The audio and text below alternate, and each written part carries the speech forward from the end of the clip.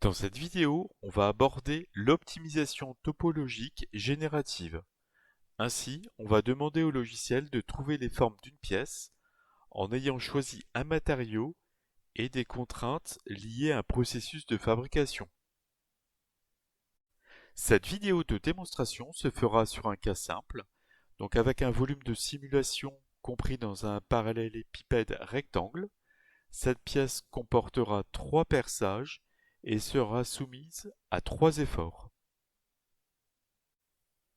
Après avoir lancé Créoparamétrique, je sélectionne le bouton Nouveau, puis pour une pièce, je donne le nom de levier.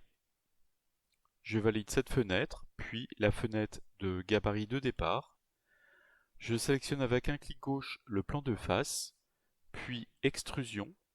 Je vais me mettre à plat avec ce bouton. Puis je sélectionne Rectangle central.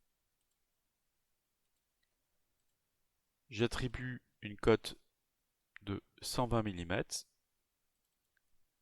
150 mm. Je valide le bandeau supérieur.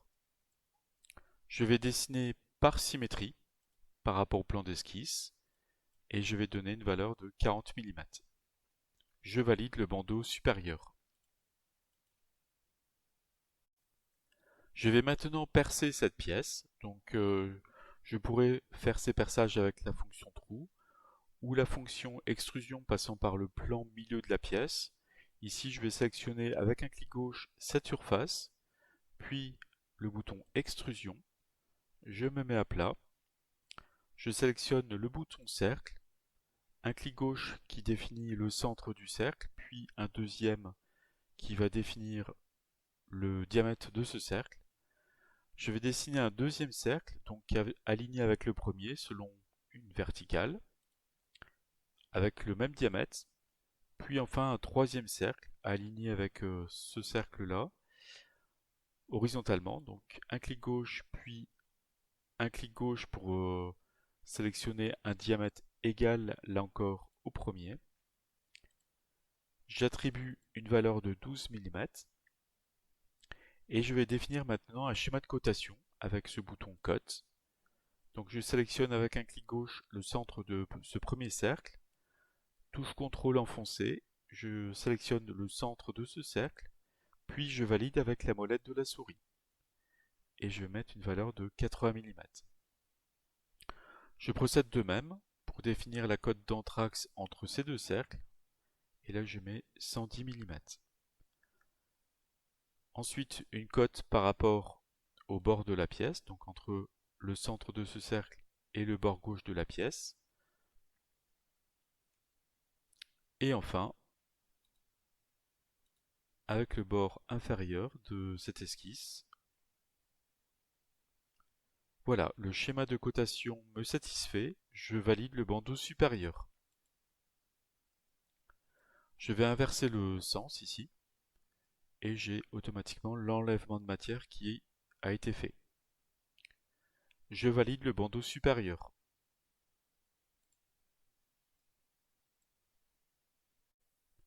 Je vais maintenant créer autour de ces perçages, successivement, différents volumes de matière qui seront préservés lors de la simulation de conception générative. Il faut comprendre que ces 3 volumes pourront se déplacer de manière différente dans l'espace, donc ils devront faire partie de corps différents. Il ne faudrait donc pas créer ces 3 volumes dans la même fonction par extrusion par exemple. Je vais maintenant créer un volume autour de ce perçage. Donc pour cela, je fais un clic gauche sur cette surface, puis extrusion. Je me mets à plat. Et avec le bouton cercle, je vais dessiner 2 cercles concentriques. Voici un premier, un deuxième. Je mets une valeur de 20 mm. Voilà. Je valide ce bandeau. J'inverse le sens. Et sous option de corps, il faut être attentif ici. Pour avoir la création d'un corps, il faut ici décocher l'enlèvement de matière. Et sous option de corps, maintenant, je peux créer un nouveau corps. Donc ça sera le corps numéro 2. Donc au niveau de la longueur de la fonction, je peux soit mettre une valeur de 40 mm ou sélectionner cette surface de la pièce. Je valide maintenant le bandeau supérieur comme ceci. Et je procède de même avec les deux autres perçages. Je vais maintenant créer un volume de matière autour de ce perçage. Donc un clic gauche sur cette surface, puis extrusion. Je me mets à plat. Je sélectionne le bouton cercle. De même, je vais créer un cercle qui coïncide avec le perçage. Je crée un deuxième cercle avec un diamètre de 20 mm. Je valide le bandeau supérieur. J'inverse le sens. Je vais mettre jusqu'à cette surface. Je vérifie bien que ce bouton n'est pas coché pour pouvoir ici cocher la création d'un corps supplémentaire. Donc ici le corps numéro 3. Je valide le bandeau supérieur.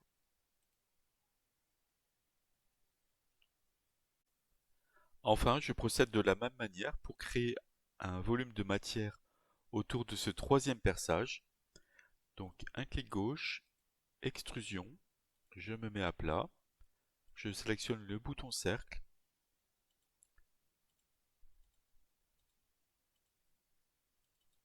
je choisis aussi une valeur de 20 mm, je valide le bandeau supérieur,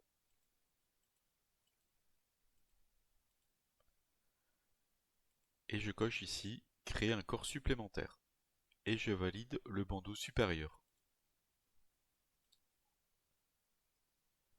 On peut vérifier ici en développant, donc si je clique sur le corps 1, je vois à quoi cela correspond, le corps 2, le corps 3 et le corps 4. N'oubliez pas de sauvegarder régulièrement votre travail. Pour cela, vous pouvez faire au clavier CTRL S et pour régénérer le modèle 3D, vous pouvez faire CTRL G. Sous l'onglet Applications, choisissez le bouton Conception générative. Dans un premier temps, on va sélectionner le bouton Géométrie de départ. Donc c'est le volume dans lequel la simulation aura lieu. Donc je fais un clic gauche pour le sélectionner. Il apparaît ici dans l'arbre du modèle. Ensuite, je sélectionne le bouton Géométrie préservée. Donc c'est les volumes de matière qui vont rester à l'issue de la simulation. Donc là encore, je fais un clic gauche si j'arrive à l'obtenir, ou sinon je peux aussi faire un clic droit pour l'obtenir. Je sélectionne un clic gauche et le bouton molette de la souris, ou le bouton OK aussi pour le valider. Je vois que le corps 2 apparaît bien aussi dans l'arbre du modèle.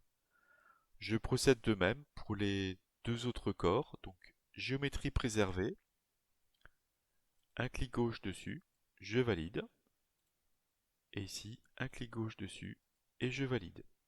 J'ai bien ici le corps 1, le corps 2, le corps 3 et le corps 4.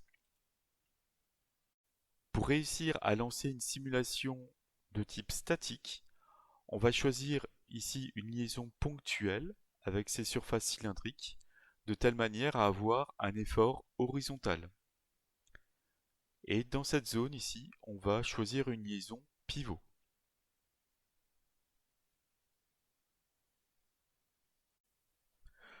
Avec le bouton cylindrique, je vais définir une liaison pivot sur cette surface et je vais bloquer le mouvement axial. Je valide. Avec le bouton force, je sélectionne cette surface, puis je choisis composante directionnelle, puis le repère de la pièce. Alors là, attention, le repère de la pièce, il apparaît ici en rouge. Et je vais choisir une valeur de 3500 selon l'axe des Z, donc vertical. Je valide. Et enfin, pour bloquer la rotation de cette pièce autour de cet axe ici, je vais ajouter une restriction de déplacement sur cette surface. Donc je vais bloquer selon l'axe des X et je vais libérer en fait ici les mobilités selon l'axe Y et Z. Et je valide.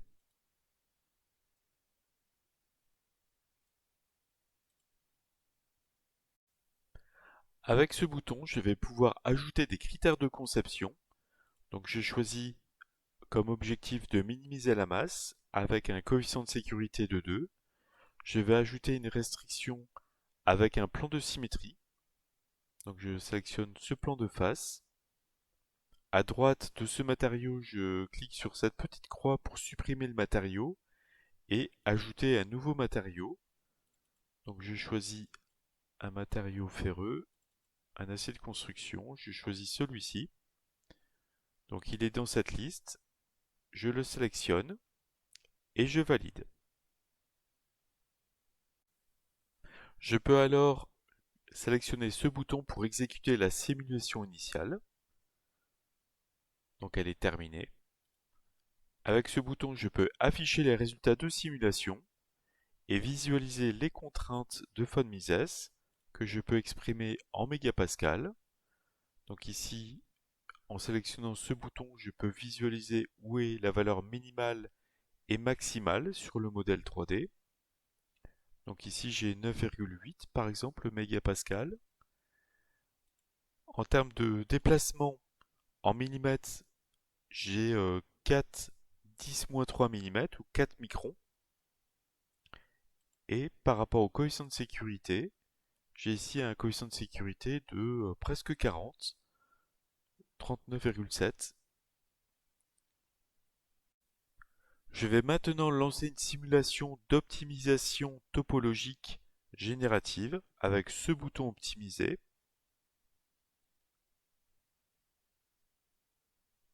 Et je vois à l'écran la pièce qui va petit à petit évoluer pour donner un résultat. Donc ici on voit l'évolution de la simulation. Au bout de quelques minutes, j'ai ce résultat et je peux exporter pour récupérer le modèle 3D. Donc je peux créer une nouvelle pièce reconstruite. Je peux faire générer.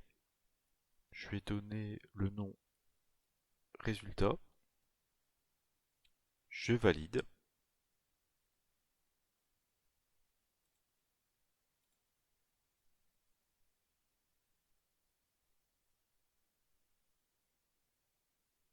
Et j'obtiens ce résultat. Donc une pièce solide avec des surfaces complexes.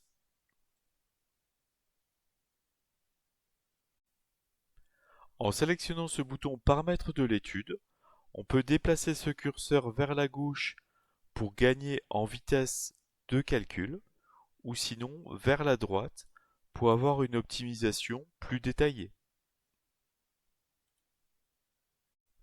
N'hésitez pas à relancer d'autres simulations pour faire une étude comparative entre différentes solutions.